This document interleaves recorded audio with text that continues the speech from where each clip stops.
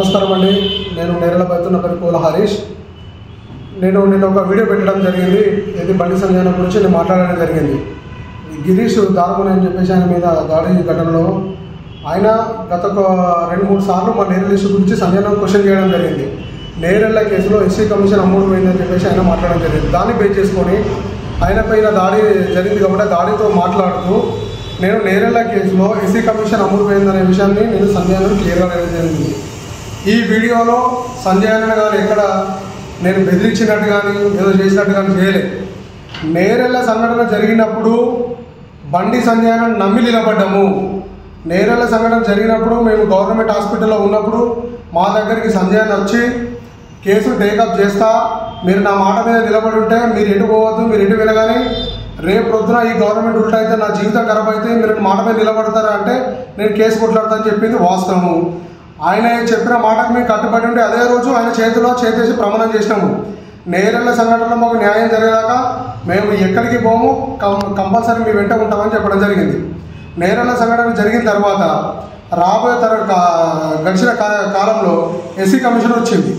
SC commission అప్పుడు క్షేత్రస్థాయిలో కొట్లాడింది ఈయననే, క్షేత్రస్థాయిలో తీసుకొచ్చింది ఆయననే. తీసుకొచ్చినప్పుడు ఎస్సీ కమిషన్ అనేది నేరెళ్లలో ప్రజాకోర్టు పెట్టింది. ప్రజాకోర్టు పెట్టి కేసు జరిగినప్పుడు నా మాట నమ్మి నిలుస్తున్నారు, ఇష్యూని బయటకు తీసుకొచ్చిన ఇలా మీకు ఆర్థిక సాయం చేసి మిమ్మల్ని ఆదుకోనని చెప్పిండు. ఆయన మాటను నమ్మినాం, ఆయన మాట కట్టుబడి ఉన్నాం.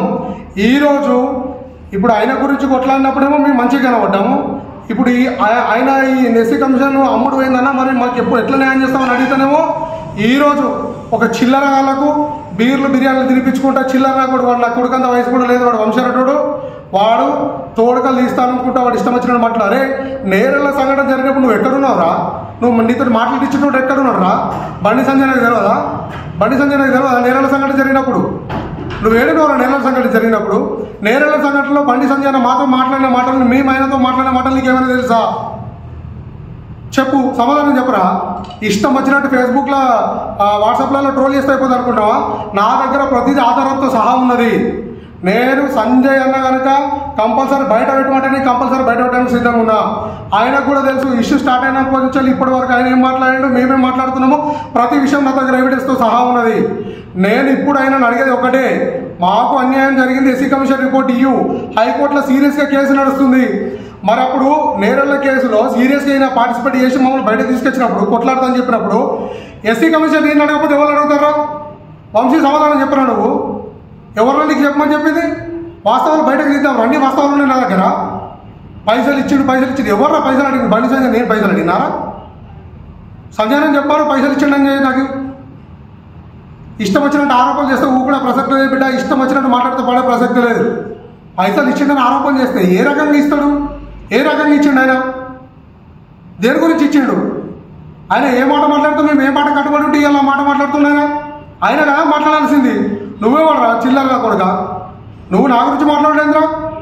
నేను బహిరంగ చర్చకు సిద్ధము. ఇప్పటికైనా నేరెళ్ల కేసులో ఎస్సీ కమిషన్ అమ్ముడు పోయిందన్న విషయము బీజేపీతో పాటు ప్రతి పార్టీకి తెలుసు. ఇలా నేరెళ్ల కేసు నిర్వీర్యమైందని ఎవరి వల్ల జనానికి తెలియదా? 8 సంవత్సరాల నుంచి కొట్లాడుతున్నాం, ప్రజలకు తెలియదా ఎవరు నీరు ఖర్చు నేరెళ్ల కేసు అనేది? ఇలా పైసలు తీసుకున్నట్టు ఎవరు పైసలు ఇచ్చింది? బండి సంజయ్ ఎందుకు పుణ్యానికి ఇచ్చిండా? నాకు బండి సంజయ్ పుణ్యానికి ఇచ్చిండా? ఆయన ఇచ్చిన పైసలతో ఏమన్నా లాడ్జీలు కట్టుకున్నా, బిల్డింగ్లు కట్టుకున్నా, లేకపోతే టొయోటా ఫార్చునర్లు కొనుక్కున్నా? ఎవరో మీతో చెప్పని ఎవరో యూజ్లెస్ ఫెలో. నేను ఇప్పటికి కూడా కట్టుబడి ఉన్నా. సంజయ్ అన్న ఇట్లాంటి చిల్లర వ్యక్తులతో మాట్లాడించి నీ క్యారెక్టర్ దెబ్బ తీసుకోకు. 8 ఏళ్ళు నేను నమ్మినా, 8 ఏళ్ళు నీ మాటకు విలువించిన, 8 ఏళ్ళు నువ్వు ఎట్లా చెప్తే అట్లినా, 8 ఏళ్లలో ఎలక్షన్ ప్రచారం నువ్వు ఎట్లా తిరిగిమాట అట్లా తిరిగినా, నీకోసం కూడు గుడ్డ అన్ని మనసు నీ ఇంటికాడ ఉన్నా. ఏ ఒక్క రోజున నువ్వు నన్ను తిన్నావని అడిగినావా? ఏ రోజు కూడా అడగలే. ప్రతి ఎలక్షన్ ప్రచారంలో నేరెళ్ల హరీష్ నా తమ్ముడు నా బాధితుడు అని చెప్పేసి ప్రతి స్టేజ్ ఎక్కించినావు. కరీంనగర్ నుంచి మొదలుపెట్టి హైదరాబాద్ జిహెచ్ఎంసీ లాగా ప్రచారం చేయించినావు. ఏ ఒక్క రోజున నేను ఎందుకు తీసుకోపోతావు నేను అడిగినా? నాకు అన్యాయం చేసినప్పుడు న్యాయం చేస్తానికి వచ్చిండు, నాకు న్యాయం చేస్తాడని నమ్మకం కలిగించుండు, అందుకే నిలబడ్డా అని చెప్పేసి నిలబడ్డా. సమాధానం చెప్పు సంజయ్, నాకు చిల్లరగలతో ఏందన్న? నాకు నాకు కదా, నేను నీ గురించి మాట్లాడుతున్నావు, నా గురించి మాట్లాడాలి కదా. ఇష్యూ జరిగినప్పుడు నాకు కదా తెలిసింది. ఆ రోజు నువ్వు ప్రమాణం చేయించుకోలేదన్నా? కేసు నుంచి బయటకు పోతే మళ్ళీ నా జీవిత సర్వస్వం నువ్వు ప్రమాణం చేయించుకోలేదన్నా? ఇదే కేటీఆర్ మమ్మల్ని పరామర్శించడం కోసం వెబ్లవాడ హాస్పిటల్లో కట్టే రాత్రి 12 గంటలకు మా దగ్గరికి వచ్చి మీరు రేపు కేటీఆర్ వస్తుండ్రు, మీరు ఏం మాట్లాడద్దు, మీరు ఏం మాట్లాడినా మళ్ళీ మిమ్మల్ని తీసుకుపోయి చంపుతారు, అనేక రకాల ఇబ్బంది పెడతారు. హరీష్ నేను బయటకు తీసుకొచ్చినా మిమ్మల్ని కాపాడు, అదేవిధంగా మీకు న్యాయం చేస్తాను చెప్పింది మీరు కదా అన్న. ఆ రోజు కేటీఆర్ వస్తే అడ్డుకునే ప్రయత్నం చేసింది మేము కదా. ఆ రోజు నువ్వు ఏం మాట మాట్లాడమంటే నేను ఆ రోజు ఆ మాట మాట్లాడినా. నా జీవితంలో రాజకీయం కూడా ఎప్పుడు నేను నిలవలే. ఈ నేరల్ ఇష్యూ స్టార్ట్ అయినప్పుడు నీ మాటలు ఎప్పుడైతే నమ్మినో అప్పటి నుంచి ఇప్పటి వరకు నీ మాటలు నా నోటి నుంచి వచ్చేసినాయి. ఏ ఒక్కరోజు కూడా నీ మాట దాటిపోలే నేను. ఈ రోజు నాకు అన్యాయం జరుగుతుందన్నా, ఎస్సీ కమిషన్ రిపోర్ట్ కావాలని అంటే ఇంత బలం చేసే ప్రయత్నం చేస్తున్నావా? ఇది నీకు న్యాయమేనా? అదే బీజేపీ కార్యకర్తలు, అదే బీజేపీ నాయకులు అడుగుతున్నా. మీరందరూ నా సమస్య ఉన్నారు, సమస్య చూసి నేను సంజయ్ అన్న దగ్గరికి ఎన్నిసార్లు తిరిగినా, ఎన్ని సుట్లు తిరిగినా, సంజయ్ అన్న ఏ ఊరికి పోతే ఆ ఊరికి వచ్చినా, ఎక్కడ పోతే అక్కడ ఉన్నా, ఏ ధరిస్తే ఆ ధరణ కూడా నేనున్నా. నా పనులు అన్నింటి పెట్టుకొని ఎవరి కోసం చేసినా, నీ కోసం చేయలే, నీ కోసం నేను నిలవలే. ఈ రోజు నాకు ఆవేశం వచ్చింది, నాకు న్యాయం జరుగుతుంది. 8 ఏళ్ళ నుంచి నాకు 30 బ్రేక్ ఇచ్చి మా జీవితం సర్వనాశనం అయితే మాకు ఇంకా న్యాయం జరిగితే న్యాయం చేస్తా, నువ్వు తీసుకుపోయి ఇంకా నువ్వు అన్యాయం చేస్తే మరి ప్రశ్నించకపోతే ఎవరు అడగాలి? మేము మాకు సమాధానం ఎవరు చెప్తారు?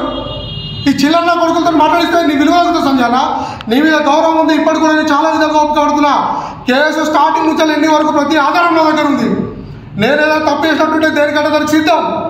ఇట్లాంటి బాధ చేసే పని చేస్తే మాత్రం భవిష్యత్ చర్యలు సీరియస్ ఉంటానా? నేను ఇచ్చిపెట్టా నా కుటుంబ సభ్యులతో నువ్వేం మాట మాట్లాడావు, ఇప్పుడేం మాట్లాడినావు, ప్రతిసారి నీ దగ్గరికి వచ్చినప్పుడు నువ్వేం మాట మాట్లాడినావు, ప్రతి ఒక్కటి నా దగ్గర ఉన్నదన్న, ప్రతి ఒక్కటి తెలుసు. నీ దగ్గర ఉన్న కార్యకర్తల నుంచి మొదలుకుంటే నన్ను చూసిన ప్రతి కార్యకర్తకు తెలుసు అన్న. ఇటు వంశీగా కూడా చిల్లర కానీ ఎవరో 4 మాటలు చెప్పి పంపిస్తే భయపడతా అనుకుంటారా? బహిర్గతం చేద్దాం. అవసరమైతే బీజేపీలు ఇప్పుడు ఎమ్మెల్యేలు ఎంపీలు చాలా మంది ఉన్నారు, పెద్దల దగ్గరికి పోదాం. మీరు నేరల కేసులో మీరు చేసినది ఏందో, నేను చేసిన తప్పేందో చూపిద్దాం. బహిర్గతంగా చర్చకు సిద్ధం. నేను ఎక్కడికంటే అక్కడికి. పైసలు ఇచ్చారు. ఎవరు నాకు పైసలు ఇచ్చేది? పైసలు ఇచ్చేది ఎవడు? నిన్ను నమ్ముకొని కాబట్టి నీ బాధ్యత కదా పెట్టాల్సింది. నేను నమ్ముకున్నప్పుడు నువ్వు కొట్లాల్సిన బాధ్యత నీది కావాల్సింది అన్న. మరి ఎవరు పెట్టాలి? మాకు అన్నం పెట్టవా, ఇంకోళ్ళు పెడితే అద్దటవా? కేటీఆర్ ప్రభుత్వ ఉద్యోగం ఇస్తాడు అద్దటివి, ఆర్థికంగా ఆదుకుంటాడు అద్దటివి, 3 ఎకరాల భూమి ఇస్తాడు అద్దటివి. మరి అన్ని రకాల అద్దలు నువ్వు మాకు న్యాయం చెప్తాను మాట ఇస్తుంది. మరి ఏది నీ న్యాయం? ఇట్లా అడిగితే తప్ప ఈ చిల్లరగా నేను చేసుకొని ఏదో చిన్న మాటలు అంటే బదనం చేస్తే అంటే మేము పడతాం అనుకుంటావు సత్యానా? అది నీకే ప్రమాదం. నువ్వు ఒకసారి ఆత్మవిమర్శ నేర్చుకో. నువ్వు ఎంతమందికి ఎన్నిసార్లు మాటలు చెప్పినావు, నీ మాటకు నేను ఎన్నిసార్లు కట్టుబడినా, ఈ రోజు నేను బహిర్గతంగా వచ్చి మాట్లాడడానికి రీజన్ నువ్వు చెప్పు సంజయనా. నీ దగ్గరికి వచ్చి ఎన్నిసార్లు అడిగినా నేరెళ్ళ కేసులో 10 ఏళ్ళ నుంచి కొట్లాడుతున్నావు కేసు అని. ఇలా కేసులు ఏం కాదు పోనీ నువ్వే బహిర్గతంగా నాతో అంటే వాళ్ళ ఇక మరి నేను ఎవరు అడగాలన్నా? ఈ చిల్లర నా కొడుకులకు సమాధానం చెప్పాలా? చెండాలు తీస్తా. నేను మర్యాద కొద్ది మాట్లాడుతున్నా. అరే వంశీగా, నువ్వు ఒక దళిత సమాజ వర్గం బిడ్డేగారా? నీకు ఎవరైనా 30 గ్రిప్పించి నీకు న్యాయం చేస్తాను, నిన్ను మోసం చేస్తే నువ్వు ఎవరి మీద పోరాటం చేస్తావు చెప్పరా? నాకు సమాధానం చెప్పరా? ఎవరైనా నేను ఎగేసి చెప్పేది? ధైర్యం కూడా రారా? నేరలాగా ఉంటాను. నువ్వు ఎడిగిరమంటే అడిగేస్తారా? అని చూద్దాం.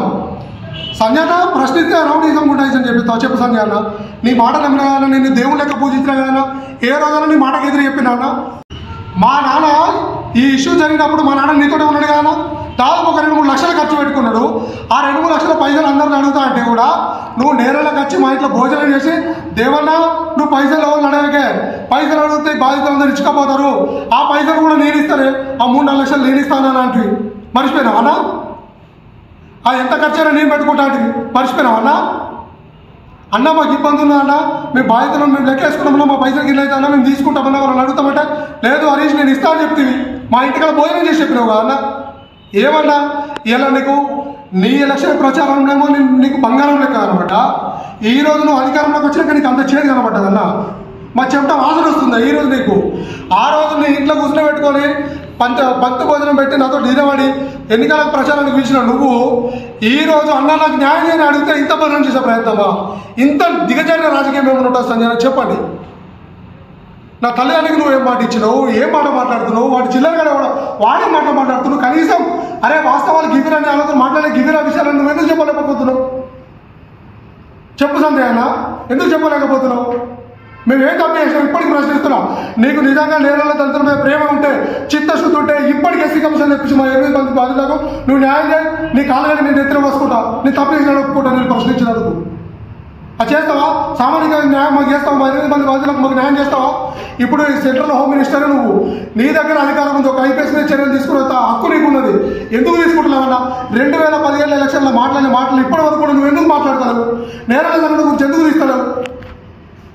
ఎన్నికల ప్రచారంలో సీఎం రేవంత్ రెడ్డి గారు వచ్చి ఇక్కడ ప్రచారం చేసేది. ఎన్నికల ప్రచారంలో సంజయ్ నేరల కేసులు అమ్ముడు వేయాలని బహిరంగ అన్నాడు కావాలా. మరి ఆ రోజు నువ్వు ఎందుకు ప్రశ్నించలేదన్నా? ఆ రోజు నువ్వు ఎందుకు బయటకు వచ్చి ప్రెస్ మీట్ పెట్టలేదన్నా?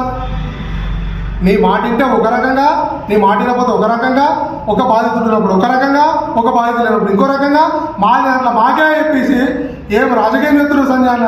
ఇది నీకు న్యాయమనే? నీ గుండె మీద వేసుకొని చెప్పి సంజయ్ అన్న, నువ్వు కనుక నాకు కరెక్ట్ న్యాయం చేసినట్టుంటే ఈ కమిషన్ నేను ఒక్క రూపాయి కాదు కదా ఈ కేసులో కూడా నేను ఇన్వాల్వ్ అయ్యాను, నాకు మాకు న్యాయమే చేయదు. నువ్వు ఆత్మవిమర్శ చేసుకో. నువ్వు ముగ్గురు అమ్మవారిని పూజిస్తావు కదా, అమ్మవారిని సాక్షి చెప్పాలా? నువ్వు నిజంగా మా బాధితులందరికీ న్యాయం చేసావన్నా? కరెక్ట్ న్యాయమేనా? 5 రూపాయలు 10 రూపాయలు ఇస్తే న్యాయం అన్నా? బిచ్చం వేసినట్టయితే దాంతో మీరు కోట్లు ఆడుకుని బిల్డింగ్లు ఆడుకున్నావు. మా నాన్న సొంతంగా కష్టపడి సంపాదించిన పైసలతో నీ బతుకుతాను. ఇప్పటి కూడా ఎవరి సంపాదనకి ఎవరి రూపాయికి నీ ఆశపడలే. కేటీఆర్ కానీ వాళ్ళు 1,00,000 మాకు ఆఫర్ చేస్తే ఎప్పుడు పెండి కాలే. అవే పైసలు తీసుకోవాలనుకుంటే ఆ పైసలు తీసుకొని నేను కేటీఆర్ దగ్గర ముందు కావచ్చు. ఈ రోజు గిన్న ఇబ్బందులు పడి ఇంత బలమై నీ చుట్టూ తిరిగి నేను ఇలా ఇంత నీతో నీ పేర్లు ఎందుకు కనిపించుకుంటాను? నాకేమవసరం? నీతో మాట్లాడేవాళ్ళు నాకేమవసరం అలా? అదే కేటీఆర్ దగ్గరికి పోతులు కావచ్చు. ఆ రోజు నువ్వు విడిచిపెడితే ఆ రోజు రాత్రి 12 గంటలకు వచ్చి విమలంలో మంది కూర్చోబెట్టి అన్ని రకాల మాటలు చెప్తావు. మీరు దాటిపోవద్దు, మీకు న్యాయం చెప్తాను చెప్తావు. ఇలా నేరలలో ఎస్సీ కమిషన్ ఏమైందంటే లేని పని బదనం చేస్తావు. ఇది నీకు న్యాయమా? ఇది నీకు న్యాయమా సంజయ్? చెప్పు, నువ్వు ఆత్మవిమర్శలు చేసుకో. నాకు ఇప్పటికి చెప్తున్నా, నువ్వు పెద్ద మనిషి చేసుకుని ఆలోచించి కరెక్ట్ మాట్లాడు. లేదు నేను ఈ విధంగానే ఉంటా అంటే అన్న నేను ఎక్కడికైనా రావడానికి సిద్ధము. ప్రతి పేపర్ ఎవిడెన్స్తో సహా నా దగ్గర ఆర్టీఐ పెట్టి ప్రతి తీసుకున్నానా? ప్రతి నా దగ్గర ఉంది. 2017లో కేసు జరుగుతుంది. ఇంతవరకు ఎస్సీ కమిషన్ కేసు రిజిస్టర్ కదా అన్న. ఎస్సీ కమిషన్ రాములు నేను 2 సార్లు కలిస్తే డైరెక్ట్ మొక్కలు పట్టుకొని అడిగాడు, నువ్వు నా దగ్గరికి ఎందుకు వస్తున్నావు బాయ్? నేరేళ్ల కేసు విషయంలో బండి సంజయ్ అన్ని విషయాలు తెలుసు, నువ్వు బండి సంజయ్ అడుగు అన్నాడన్నా. మరి దీనికి సమాధానం ఎవరు చెప్తారన్నా? ఎస్సీ కమిషన్ రాముల మీద కేసు పెడతాను చెప్పిన నువ్వేమన్నావు? పార్టీ పరువు పోతుంది, పార్టీ ఇచ్చేది పోతుంది, రేపు తలెత్తుకోలేదు కొట్లాలేం బాయ్, మనమే కొట్లాలి మనమే ఇప్పుడు పోయిందంటే ఇచ్చేది పోతుందని చెప్పినావన్నా. మరి ఆ మాటలకు అర్థం వాళ్ళు చెప్తారన్నా? నేను ఇప్పుడు కూడా చెప్తున్నాను, నేను ఇప్పుడు కూడా చాలా సున్నితంగానే మాట్లాడుతున్నా. ఎవరో నలుగురు చిన్నగా నన్ను సపోర్ట్ చేసి నా మీద చేసి నన్ను ఏదో బలం చేస్తే నేను భయపడటం కాదు, బెదిరిపోవటం కాదు, అదిరిపోవటం కాదన్నా. సాగును చూసే వచ్చిన అది నీ దగ్గర నుంచే నేర్చుకున్నా. నేను భయపడటం అయితే కాదన్నా. నువ్వు నిజంగా మా మీద ప్రేమ ఉంటే, నిజంగా నీకు చిత్తశుద్ధి ఉంటే బీజేపీ కార్యకర్తలు అందరూ ఆలోచించండి. ఇవాళ మేము ఎస్సీ కమిషన్ గురించి అడిగితే మమ్మల్ని బదనం చేసే ప్రయత్నం చేస్తుండ్రు. అదే సంజయ్ నేను సూటిగా అడుగుతున్నా, నువ్వు న్యాయం చేయాలన్నా? ఎస్సీ కమిషన్ చెప్పి ఎస్పీ విశ్వజిత్ గారు కొట్టింది వాస్తవం కాదా? ఆ రోజు నువ్వే కదా కొట్లాడింది. దశ దిశ ప్రోగ్రాంలో మాట్లాడితే నీ గురించి అన్ని నేను నెత్తి మీద పెట్టుకొని మా సంజయ్ అన్న బల్ల గుద్ది చెప్పినా కదా. ఇలా విశ్వాసం లేదన్నా? నాకు ఆవేశం ఉందన్న, నాకు న్యాయం జరుగుతలేదని అందరు చుట్టూ తిరిగి అలసిపోయినన్నా. మరి నా ఆవేశంతో ఒక మాట అంటే నీకు ఏమి ఇబ్బంది వచ్చిందన్నా? నీకు పిలిచి మాట్లాడే ఆవేదన లేదా? నీ మాట కాదన్నమా? నువ్వు మాకు సమాధానం చెప్పే హక్కు నీకు లేదా? నేను మాట్లాడచ్చా? 100 రకాలు మాట్లాడతావు. బాధితులు ఆవేదన ఉంది, నా ఆవేదనకు అంత వాడు చెప్పాలి. నా లెక్క తండ్రిగిరి ప్రయోగించబడి ఎటుగాను లేకుండా చేసిన ప్రతి ఒక్క బాధితులకు ఆవేదన ఉంటుందన్నా. అనుభవించడానికి బాధ తెలుస్తుంది. ఇలా నేను అడిగితే తప్ప అన్నా? ఇప్పటికైనా సంజయ్ పెద్ద మనిషి చేసుకుని ఆలోచించు. కంపల్సరీ నేరేళ్ల కేసులో ఎస్సీ కమిషన్ తెప్పియాల్సిందే, విశ్వజిత్ గారిని లోపలేయాల్సిందే. నువ్వు ఆ పరిగెట్లా చేసినట్టుంటే నేను నీ మీద పెట్టే ప్రెస్ మీట్ నేను ఉపసంహరించుకుంటానని తప్పని ఒప్పుకుంటా. నువ్వు ఇట్లా ఎస్సీ కమిషన్ రిపోర్ట్ తేమకుండా మాత్రం నా పోరాటం ఆగదన్నా. అది ఎట్లయితే అట్లే అన్నా. భయపడే ప్రసక్తే లేదన్నా, బెదిరిపోయే ప్రసక్తే లేదు. నా కుటుంబ సభ్యులతో సహా నేను కూడా రోడెక్తా, హైదరాబాద్ వేదిక కొట్లాడతా, కాదంటే ఢిల్లీలో పార్లమెంట్ ముందు కూర్చుంటా. అవసరమైతే నరేంద్ర మోడీని కూడా బీజేపీ ఉన్న పెద్ద మనుషులతో కలిసి వాళ్ళ అపాయింట్మెంట్ తీసుకొని వాళ్ళని అడిగి నాకు జరిగిన అన్యాయం అని చెప్పేసి నేను పార్లమెంట్ నరేంద్ర మోడీని కూడా కలవడానికి సిద్ధంగా ఉన్నానా. నేను ఎక్కడ భయపడే ప్రసక్తి లేదన్నా. నువ్వు ప్రేమగా విషయం మాట్లాడి మాకు న్యాయం చేస్తావా? చెయ్యి. లేదు ఇక గిట్లా ప్రెస్ మీట్ ఎట్లా గిట్లా బెదిరిస్తా, గిట్లా గుండాయిజం చేస్తా, గిట్లా రౌడీజం చేస్తా అంటే భయపడేటోళ్ళు ఎవరు లేదన్నా. మమ్మల్ని బదనం చేస్తే తెలంగాణ సమాజం ఫస్ట్ నుంచి చూస్తుంది. ఈ రోజు హరీష్ బయటకు వచ్చి ఎందుకు మాట్లాడుతుందనేది తెలంగాణ ప్రజలందరూ ఆలోచిస్తారన్నా. అది కూడా నువ్వు దృష్టిలో పెట్టుకో. ఇన్ని రోజులు నువ్వెందుకు మాట్లాడాలన్నా? నువ్వెందుకు మరి నన్ను వ్యతిరేకించాలా? నువ్వెందుకు నువ్వే ప్రెస్ మీట్ పెట్టి మాట్లాడాలి?